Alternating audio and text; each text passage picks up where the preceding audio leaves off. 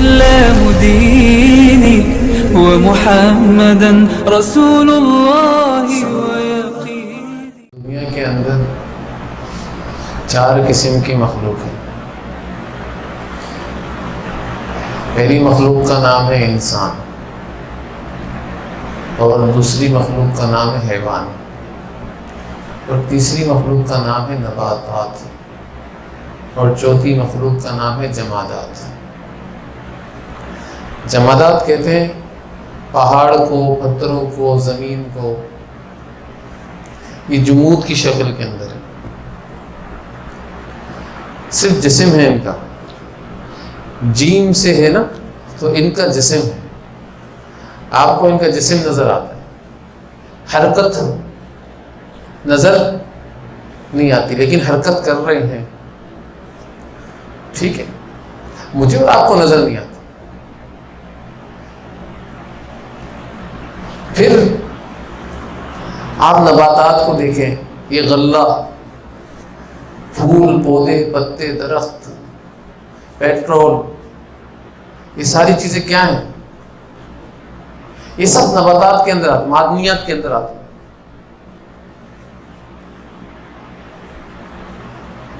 پھر اس کے بعد حیوان ہے، پھر اس کے بعد انسان. اچھا، یہ ترتیب کیوں بتائی جا رہی ہے؟ اس کو سمجھنا. ترتیب اس لیے بتائی جا رہی ہے کہ اللہ تعالیٰ کی ذات کی طرف سے یہ فطرت ہے کہ ہر ادنا چیز اعلیٰ پر قربان ہوگی. ہر ادنا چیز اعلیٰ پر قربان ہوگی. اسی لیے آپ ترتیب لے لیں، پہلے جمادات کو لے لیں. جمادات سے افضل کیا چیز ہے؟ نباتات. اس لیے جمادات کے لیے زمین کو چیرا جاتا ہے، کھودا جاتا ہے، اور ہل جوتا جاتا ہے. ہل بھی زیادہ گہرا کر دیا جاتا ہے تاکہ اس کے اندر نباتات کو داخل کیا جائے اور نباتات اس کے اندر سے نکلیں. لیکن کیوں کیا جا رہا ہے؟ کہ یہ ادنا چیز ہے زمین، اور اس کو اعلیٰ پر قربان کیا جا رہا ہے. ایسے ہی نباتات کو لے لیں آپ. نباتات حیوان بھی کھاتا ہے. یہ غلہ، پودے، درخت، پتے، یہ سارا کون کھا رہا ہے؟ گھاس پھوس، یہ سب کیا کون کھاتا ہے؟ حیوان کھاتا ہے. اس کا مطلب ہے حیوان ان نباتات سے افضل ہے. اس لیے ادنا چیز کو اعلیٰ چیز پر قربان کیا جا رہا ہے. اللہ تعالیٰ کی ذات نے ادنا چیز کو اعلیٰ چیز پر قربان کر دیا. ایسے ہی جتنے حیوان ہو گئے، بکرا، بکری، بھیڑ، دمبا، جو حلال جانور لے لیں، یہ حیوان ہے نا سارے.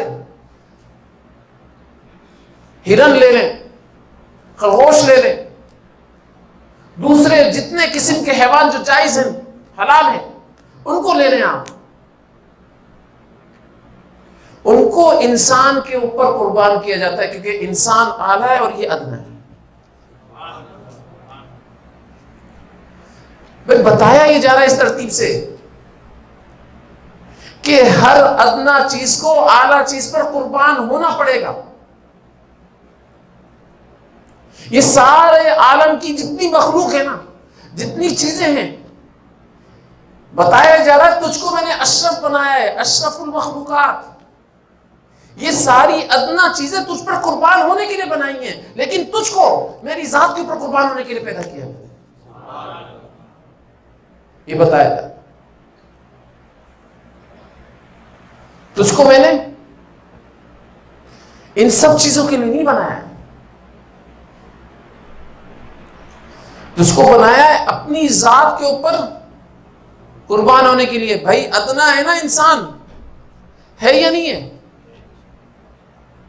اللہ اعلیٰ ہے، سبحان ربی الاعلیٰ. تو اللہ تعالیٰ کی ذات کیا ہے؟ اعلیٰ ہے. اللہ کا نبی صلی اللہ علیہ وسلم اعلیٰ ہے، اعلیٰ. بتایا ہی جا رہا ہے کہ اپنے جسم کی ساری چیزوں کو میرے نبی صلی اللہ علیہ وسلم کے فرمان کے اوپر قربان کر، میرے نبی صلی اللہ علیہ وسلم کی ذات کے اوپر قربان کر، میری ذات کے اوپر قربان کر، کیونکہ یہ تجھ سے اعلیٰ ہے۔ اور یہ ترتیب دیکھ، جس ترتیب سے میں نے یہ ساری چیزیں بنائی ہیں، ہر ادنا چیز اعلیٰ پر قربان ہو رہی ہے، تو یہ سمجھ لے تجھے میں نے اپنی ذات کے لیے پیدا فرمایا ہے، تو کتنا عظیم ہو گیا، تو کتنا عظمت والا ہو گیا۔ ہمارے حضرت فرمایا کرتے تھے کہ بھائی اللہ تعالیٰ کی ذات نے جذب رکھا ہی اس لیے جاذب کے لیے تاکہ جذب کر کے جاذب کو مجذوب تک پہنچا دے۔ مجذوب کون ہے بھائی؟ اللہ کی ذات ہے نا، ہے؟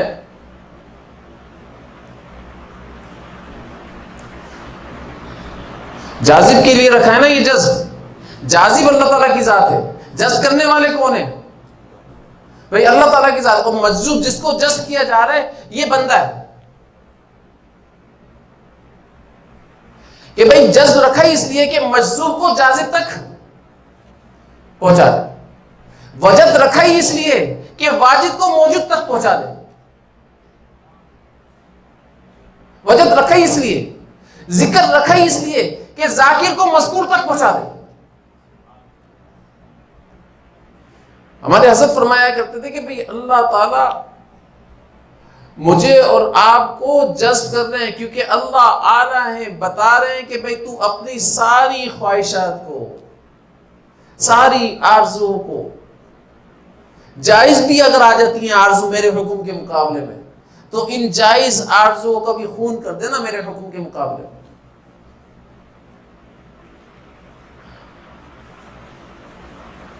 لیکن میرے حکم کو مت توڑ، میرے حکم کو مت چھوڑ۔ اسی لیے آپ نے جو میں نے قرآن کی پہلی آیت پڑھی بیان کے اندر، قُلْ إِنَّ صَلَاتِي وَنُسُكِي وَمَحْيَايَ وَمَمَاتِي لِلَّهِ رَبِّ الْعَالَمِينَ۔ یہ ابراہیم علیہ السلام نے اللہ تعالیٰ کی ذات کو کہا تھا کہ میرا جینا، میرا مرنا، میری نماز، میری قربانی، اے اللہ سب آپ کے لیے۔ فرمایا بول کر نہیں چھوٹ جاؤ گے، بول کر نہیں چھوٹ جاؤ گے۔ یہ مت سمجھنا کہ تم نے بولا اور میں نے مان لیا، امتحان دینا پڑے گا۔ پھر ابراہیم علیہ السلام کا امتحان ہوا۔ وہ امتحان کیا تھا کہ ابراہیم علیہ السلام سے انکار کروایا سب چیزوں کا، ستاروں کا انکار کروایا، چاند کا انکار کروایا، سورج کا انکار کروایا، سب چیزوں کا انکار کروایا، کیونکہ ستاروں سے اعلیٰ کون ہے؟ چاند، چاند سے اعلیٰ کون ہے؟ سورج۔ ان سب کا انکار کروا کر بولا تیرا ربی الاعلیٰ تو میں ہوں، مجھ پر قربان ہو۔ یہ نہیں ہے، اس لیے آپ کو اسباب ستاروں کی صورت میں نظر آ رہے ہوں، آپ کو اسباب چاند کی صورت میں نظر آ رہے ہوں، یا چاند سا مکھڑا نظر آ رہا ہو، آپ کو سورج کی صورت میں نظر آ رہے ہو، یا سورج جیسی روشنی کسی کے مکھڑے میں نظر آ رہی ہو، ان سب کو اللہ کے اوپر قربان کر دو، اپنی خواہشات کو اللہ کے اوپر قربان کر دو، ان سب کا انکار کر دو۔ یہ انکار کروایا ہے۔ اور ابراہیم علیہ السلام اتنے روحانی طور پر بیمار ہو گئے اپنی قوم کی حالت کو دیکھ کر، اپنے باپ کو دیکھ کر، کہ بتوں کی پوجا کی جا رہی ہے، بتوں کو تراشا جا رہا ہے، اور جو بات نہیں کر سکتے، جو نفع نہیں دے سکتے، جو نقصان نہیں دے سکتے، ان کی عبادت کی جا رہی ہے۔ تو ایک پلان بنایا کہ بھئی ان کو کس طریقے سے ختم کیا جائے۔ قوم ایک میلے کے اندر جا رہی ہے، اور ابراہیم علیہ السلام کو بھی ان کے والد صاحب فرما رہے ہیں کہ بھئی چلو تم ہمارے ساتھ۔ بولنے لگے نہیں بھائی میں بیمار ہوں، میں نہیں جا سکتا۔ مطلب کیا تھا؟ میں روحانی بیمار ہوں آپ کی اس حالت کو دیکھ کر، اپنی قوم کی اس حالت کو دیکھ کر کہ اللہ کو چھوڑ کر اللہ کے غیر کو معبود بنایا ہوا ہے، اس لیے میں بیمار ہوں، میں نہیں جا سکتا ہوں۔ اب ساری قوم چلی گئی، یہ ابراہیم علیہ السلام پیچھے، اور جتنے بت تھے، جتنے بت تھے سارے بتوں کو توڑ دیا، اور توڑنے کے بعد جو بڑا والا بت تھا اس کے اوپر کلہاڑا لٹکا دیا۔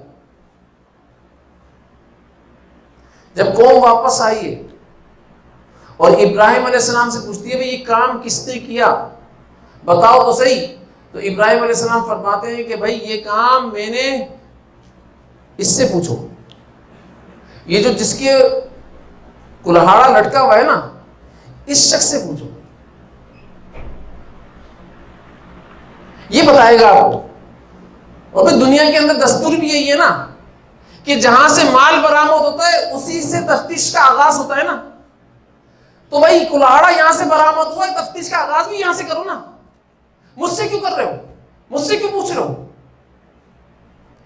اب ابراہیم علیہ السلام نے جب یہ جواب دیا تو انہوں نے کیا جواب دیا؟ انہوں نے بولا ان سے کیا پوچھیں، یہ تو بول ہی نہیں سکتے۔ تو اب ابراہیم علیہ السلام کو موقع مل گیا، ارے جب یہ بات ہی نہیں کر سکتے، بول ہی نہیں سکتے، تو ان کی پوجا کیوں کرتے ہو، ان کی عبادت کیوں کرتے ہو؟ مطلب تمہیں یہ بات اچھی طریقے سے معلوم ہے، ان سے کیسے پوچھیں، یہ کیسے بتائیں گے؟ ارے جب یہ بتا نہیں سکتے، بول نہیں سکتے، پھر عبادت کس بات کی کر رہے ہو؟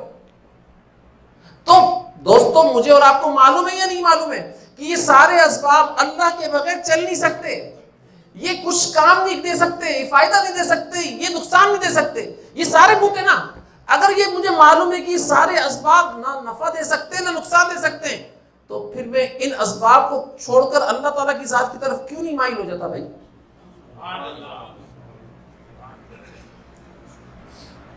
یہ تو بتاؤ، میں اسباب ہی کرتا رہتا ہوں۔ ارے بھائی اسباب کے بجائے اللہ اللہ کرنا شروع کر دینا۔ اسباب چھوڑنے سے کیا مراد ہے؟ میں اسباب کو ترک کر دے گا نہیں کہہ رہا ہوں بھائی، میں اسباب سے نظر ہٹانے کا کہہ رہا ہوں۔ میری اور آپ کی نگاہ اسباب کے اوپر جم چکی ہے اور گہری ہو گئی ہے، اس لیے اسباب کے موقع پر میں یہ سمجھتا ہوں کوئی کام نکلتا ہے نا، تو میں یہ سمجھ رہا ہوں اس کام کا توڑ اس سبب کے اندر ہے، اس کام کو اس سبب کے ذریعے سے کیا جا سکتا ہے، فوراً سبب کا خیال آتا ہے۔ نہیں، میں یہ کہہ رہا ہوں کہ بھائی فوراً سبب کا خیال کیوں آ رہا ہے، فوراً اللہ کی ذات کا خیال کیوں نہیں آ رہا؟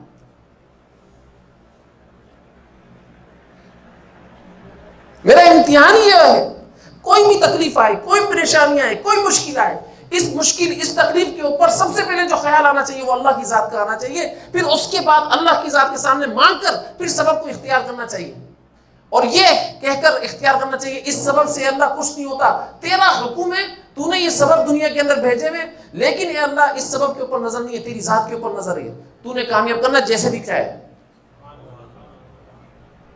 چاہے وہ شفا کے میدان میں ہو، چاہے وہ رزق کے معاملے کے اندر ہو، چاہے وہ تجارت کے معاملے کے اندر ہو، چاہے وہ کسی بھی میدان کے اندر ہو، پریشانی کو دور کرنے کے معاملے کے اندر ہو،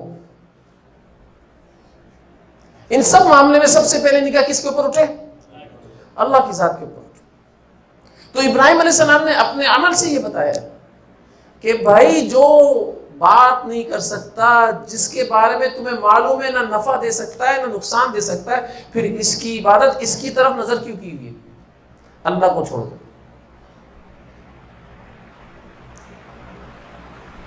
بھائی ابراہیم علیہ السلام نے توحید کی دعوت دی تھی نا، ہمارے حضرت فرمایا کرتے تھے جب تو توحید کی دعوت دے گا تو جن کے دلوں کے اندر بت پرستی ہے، جن کے دلوں کے اندر مال پرستی ہے، زر پرستی ہے، جن کے دلوں کے اندر زن پرستی ہے، وہ کھل کر تیرے مقابلے کے اوپر آ جائیں گے، کھل کر تیرے مقابلے پر آ جائیں گے۔ ان کو یہ بات سمجھ میں نہیں آئی۔ بھائی ابراہیم علیہ السلام کے والد صاحب، ابراہیم علیہ السلام کی قوم عقل مند قوم تھی، بڑے بڑے عقل والے کام بھی کرتی تھی، لیکن ابراہیم علیہ السلام ایک قوی دلیل پیش کر رہے ہیں، قوی دعوت پیش کر رہے ہیں، لیکن اس کے مقابلے میں جو اپنا بنایا ہوا زوم ہے، اپنا بنایا ہوا گمان ہے نا، اس کو نہیں توڑا انہوں نے نہیں بھائی میرا بنایا ہوا جو گمان ہے وہی معبود ہے میرا، میں اس کو کیسے توڑ دوں؟ ہم اس کو نہیں چھوڑ سکتے. اس لیے بتایا یہ جا رہا ہے کہ بھائی ہر قسم کے بنائے ہوئے گمان کو توڑ دو, صرف ایک گمان بنا لو اللہ کی ذات کا, صرف ایک گمان بنا لو. کیوں؟ کیونکہ اللہ کے نبی صلی اللہ علیہ وسلم نے فرمایا ہے کہ اللہ تعالیٰ کی ذات فرماتے ہیں کہ میں مومن کے گمان کے ساتھ چلتا ہوں, جیسے میرے بارے میں سوچے گا ویسا ہی فیصلہ کرنا شروع کر دیتا ہوں, جیسا میرے بارے میں سوچتا ہے ویسے ہی فیصلہ کرنا شروع کر دیتا ہوں. تو بھائی اپنا گمان ہی کیا بنا لیں, اللہ کو بنا لینا. جب بھی کوئی چیز آئے پازیٹو ہو کر بس گمان بنائیں اور یہ سوچ لیں کہ اللہ تعالیٰ کی ذات اس گمان کے ساتھ چل رہی ہے, یہ ہو کر رہے گا, یہ ہو کر رہے گا, یہ ہو کر رہے گا. بار بار یہ دہرائیں, یہ ہو کر رہے گا, جو میں نے سوچا ہے نا یہ ہو کر رہے گا, یہی ہوگا, یہی ہوگا. اس کے مقابلے میں شیطان آئے گا, ارے نہیں یہ بھی تو ہو سکتا ہے, یہ ڈر پیدا کرے گا کہ ارے بھائی یہ بھی تو ہو سکتا ہے, کیسا گمان بنایا تو نے. تو آپ بتا دو, تو جتنا بھی مجھے ڈرائے, تو مجھے جتنا بھی دھمکائے, لیکن میرا گمان اللہ کی ذات کو دیکھ رہا ہے اور اس سے نگاہ اور اس سے توجہ ہٹ نہیں سکتی. اپنے گمان کو ٹوٹنے مت دو, بنا کر رکھو, مضبوط بنا کر رکھو. یقین جانو کچھ وقت کے اندر آپ دیکھ لو کہ جیسا سوچ رہے ہو نا ویسا ہی ہونا شروع ہو جائے. تو لہذا جب بھی آپ توحید پیش کرو گے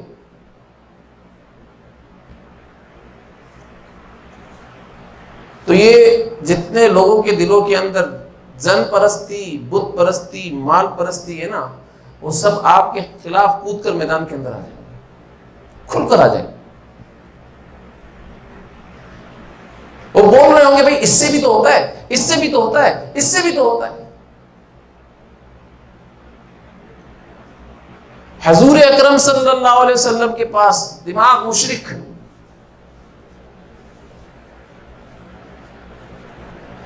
اس کو بتایا گیا کہ ایک شخص ہے جو دعوت دیتا ہے, جو ایک ہی اللہ سے ہونے کا یقین بتاتا ہے, اور سارے معبودوں کا, جتنے بھی معبود ہم پوچھ رہے ہیں نا ان سب کا انکار کر دیتا ہے اور انکار کروا رہا ہے. تو اس نے بولا اچھا یہ تو بہت بڑا مریض ہے بھائی, نعوذ باللہ من ذالک, اس کا علاج میں کروں گا, اس کا علاج میں کروں گا. وہ آپ صلی اللہ علیہ وسلم کا علاج کرنے کے لیے گئے, آپ صلی اللہ علیہ وسلم کا علاج کرنے کے لیے گئے,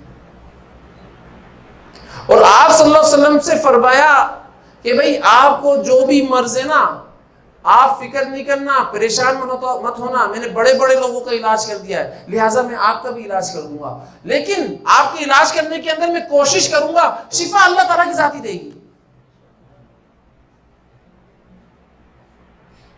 کون کیا بول رہے ہیں, کیا بول رہے, میرے اور آپ کے جملے ہیں نا یہ, ارے بتاؤ تو صحیح. میں کیا کروں گا, میں کوشش کروں گا, شفا کون دے گا؟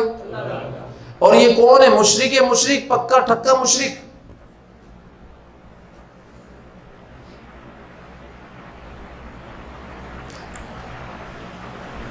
مطلب کیا کہا کہ کوشش میں کروں گا.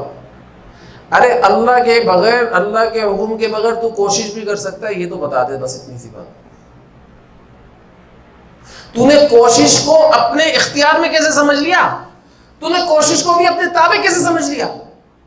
تو ایک انگلی بھی اٹھا سکتا ہے کہ اپنی مرضی سے, تو نے یہ بھی کیسے سمجھ لیا.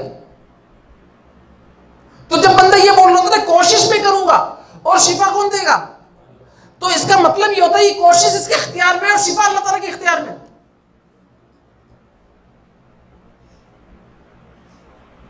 بھائی میری بات سمجھ میں آ رہی ہے؟ پورا جملہ بولو نا. اللہ کے نبی صلی اللہ علیہ وسلم نے فرمایا بھائی یہ سارا جو کام کرتا ہے نا تن تنہا اللہ ہی کرتا ہے, کوئی نہیں کر سکتا, کوئی نہیں کر سکتا.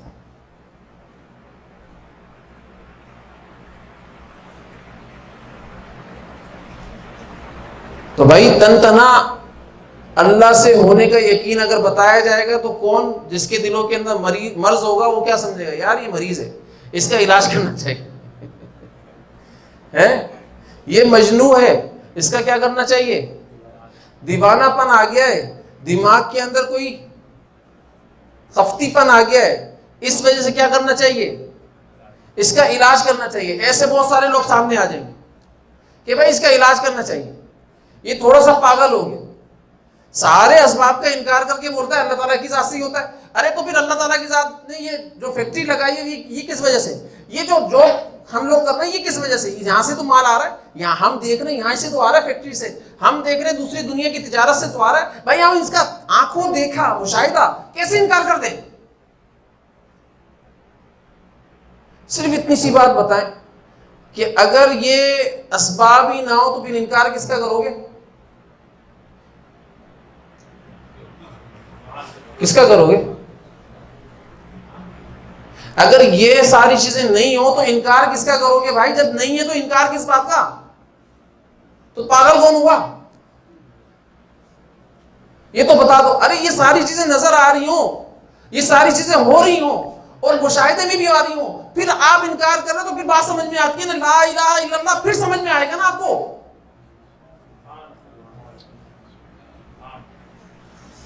یہ ساری چیزیں نہ ہو اور پھر انکار کر لو، کس بات کا کمال ہے بھائی؟ کمال تو تب ہے یہ ساری چیزیں آپ کے سامنے ہوں، بھائی اس سے بھی ہوتا ہوا نظر آ رہا ہے، اس سے بھی ہوتا ہوا نظر آ رہا ہے، ان ساری نگاہوں کا، ان سارے مشاہدات کا، ان سارے تجربات کا انکار اللہ کی ذات کے مقابلے میں کر رہے ہو۔ نہیں، اللہ تجھ سے ہوتا ہے، ان سے کچھ بھی نہیں ہوتا، تجھ سے ہوتا ہے، ان سے کچھ بھی۔ تو ابراہیم علیہ السلام نے کیا کیا؟ ابراہیم علیہ السلام کی ذات نے یہی کام کیا کہ اللہ کس سے ہوتا ہے؟ تجھ سے ہوتا ہے، کسی سے نہیں ہوتا ہے۔ اور بولا کہ بھائی ان سے پوچھو، اس نے توڑا ہے، اس نے توڑا ہے تو اس سے پوچھو، اس کے کیونکہ کلاڑی کس کے اوپر لٹکی ہوئی ہے؟ اس کے اوپر۔ اب جب ابراہیم علیہ السلام کو انہوں نے دیکھا کہ بھائی اس نے ہی توڑا ہے اور ہمارے بت کے اوپر نام لگا رہا ہے، تو جب بت کے اوپر نام لگایا انہوں نے، تو اب اپنے بتوں کو خوش کرنے کے لیے ایک آگ تیار کی گئی۔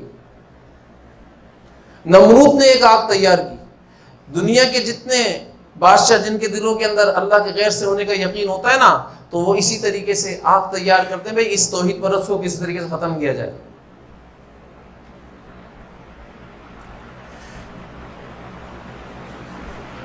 ہر بندے نے حصہ لیا، قوم کے ہر بندے نے حصہ لیا لکڑی لانے کے اندر۔ اور میں آپ کو ایک اور بات بتاؤں، وہ بات کیا ہے کہ وہاں کی عورتیں منتیں مانگا کرتی تھی کہ اے اللہ، کیا بول رہی ہیں؟ اے اللہ، اے آزر، اے منات، اے لات، صحیح ہے نا، اگر تو نے ہمارا یہ کام کر دیا تو 2 من لکڑیاں ابراہیم علیہ السلام کی آگ میں ڈال کر آؤں گی۔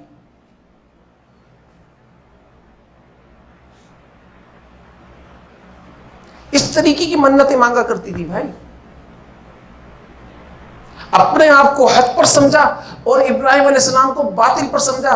ارے یہ ہمارے معبودوں کا انکار کیسے کر رہا ہے، ہم اپنے معبودوں کا انکار کرنے نہیں دیں گے، اس کو ہی ختم کر دیں گے۔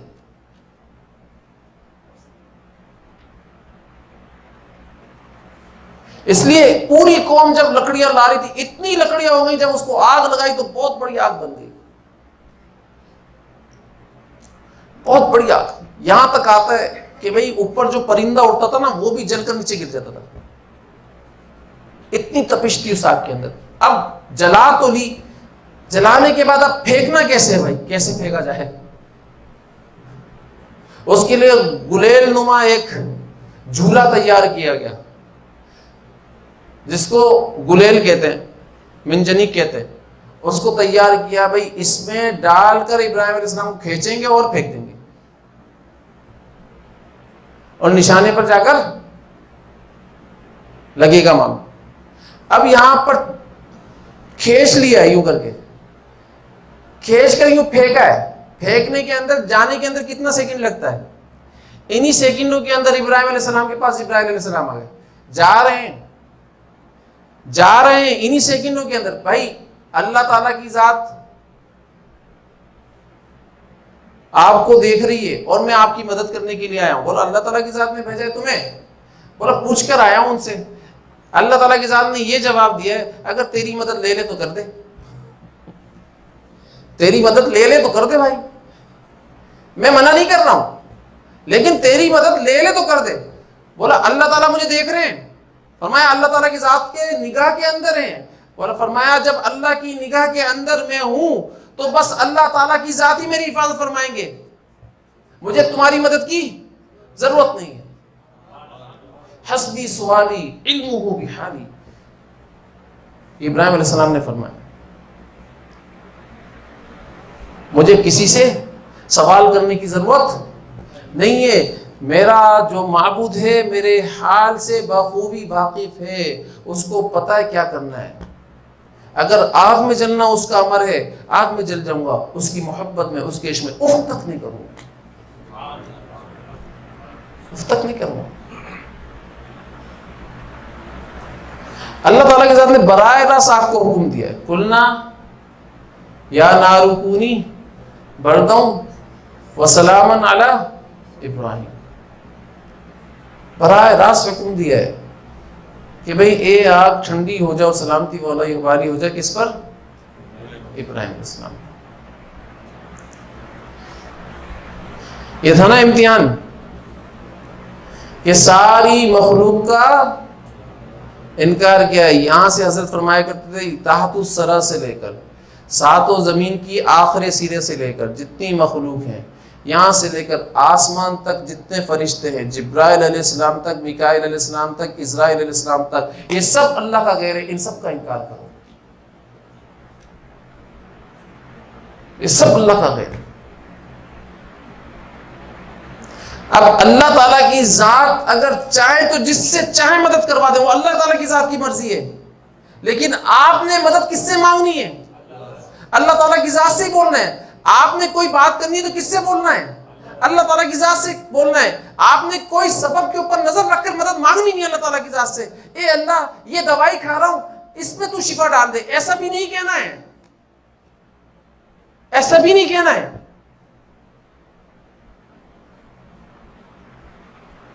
اس کا مطلب ہے آپ نے اللہ تعالیٰ کی ذات کو شفا دینے میں اس دوائی کا محتاج کر دیا. اب مجھے ایک بات کا سوال کا جواب دو, کیا اللہ تعالیٰ بغیر دوائی کے آپ کو شفا نہیں دے سکتے؟ سر صرف پوچھو, سوال تو پوچھو اپنے آپ سے. تو میں نے اور آپ نے کیا کیا ہے؟ شفا دینے کے اندر اس دوائی کا محتاج بنایا نہیں بنایا؟ یہ ہمارا اندر کا چور ہے. وہی والی بات کہ بھائی کوشش تو کون کر رہا ہے؟ میں کروں گا, لیکن شفا کون دے گا آپ کو؟ اللہ تعالیٰ کی ذات. ارے اس دوائی کے اندر بھی اللہ کا امر ہوگا تو یہ شفا والی بنے گی, ورنہ یہی دوائی تجھے مار بھی دے گی. اگر اللہ تعالیٰ کی ذات کا امر نہیں ہوا اور اللہ کی ذات کا امر دوسرا ہو گیا, اس کو مار دو, پھر کیا کرو گے؟ تو بتانے کا مقصود یہ ہے کہ نفع دینا نقصان دینا صرف اللہ تعالیٰ کی ذات کا کام ہے. آپ دوائی کھاؤ, یہ بولو اللہ تعالیٰ کی ذات سے, اے اللہ دوائی اس لیے کھا رہا ہوں تیری ذات کا حکم ہے, اس دوائی میں کوئی شفا نہیں ہے, تیری ذات کے اندر شفا ہے, تیری ذات کے امر کے اندر شفا ہے, کسی اور چیز کے اندر کوئی شفا نہیں ہے.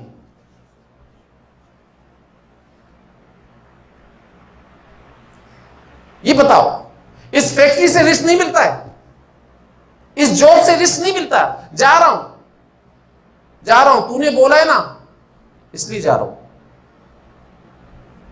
اس بولنے کے, اس تیرے امر کے اندر طاقت ہے, اس تیرے امر کے اندر رزق ہے. باقی فیکٹری سے رزق مل جائے, نوکری سے رزق مل جائے, یا دکان سے رزق مل جائے, ایسا نہیں ہو سکتا. راضی کہا میں یہ ساری چیزیں نہیں ہیں.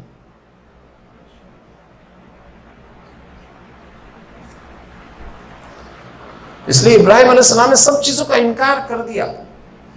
یہ واقعہ کیوں سنایا جا رہا ہے بھائی؟ قرآن کے اندر ہے نا یہ واقعہ, کس لیے کہ بھائی آنے والی جو امت ہے ان کو سناؤ, ٹھیک ہے نا, اور ان کا جو یقین ہے اللہ کی ذات کے اوپر وافر مقدار میں بن جائے ان سارے واقعے سے. ربي يا من هو مرشدي، أيقنت أن إليك مرادي وموعدي، فعشقت كل حروف كتابك مهتدي، ومقتدي بنبيك الآن.